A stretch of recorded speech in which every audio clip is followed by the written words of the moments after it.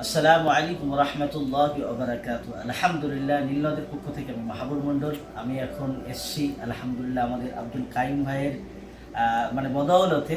এটা হচ্ছে কুরাইশ বংশের একজন, যে বংশ দুনিয়ার শ্রেষ্ঠ বংশ, হুজুর সাল্লাল্লাহু আলাইহি সাল্লামের সে বংশ, হযরত ইব্রাহিম আলাইহিস সালাতু ওয়াস সালামের সে বংশ, সেই বংশধর আব্দুল্লাহ কুরাইশি আইমান আব্দুল রাব্বু আইমান কুরাইশি।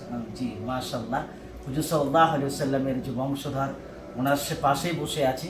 ইনশাআল্লাহ যে নীলনদের যে ভালোবাসা, নীলনদের যে পরিষেবা, ওমরার বিষয়ে, হজের বিষয়ে আপনারা দেখেছেন এবং শুনেছেন, আপনারা দোয়া করেছেন, সেই দোয়ার ফসল হিসেবে আমাদের কাইম ভাইয়ের ওসিলায় খোদ সৌদিয়ান এখানে হোটেল দেওয়ার জন্য রেডি হয়েছে এবং আমাদের খেদমত দেওয়ার জন্য নীলনদের পুরো পক্ষ থেকে সারা বাংলা ব্যাপী যে মাসে চাবে, যে যখন চাবে, যে সপ্তাহে চাবে, ইনশাল্লাহ সেইভাবে আসতে পারবে। গরিব থেকে গরিব মানুষও আসতে পারবে।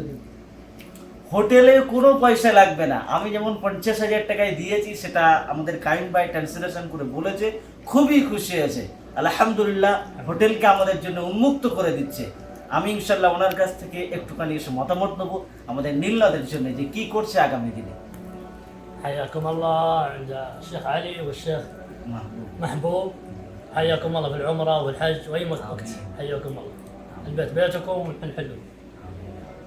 এ বলছে নীলনদের জন্য নীলনদ যেভাবে পরিষেবা দিচ্ছে, ও খুব খুশি হয়ে একটা হোটেল আগামী দিনে সেটিং করে দেবে নীলনদ ট্রাভেলসের জন্য। আলহামদুলিল্লাহ, আর নীলনদের নামেই থাকবে সে হোটেল। আলহামদুলিল্লাহ।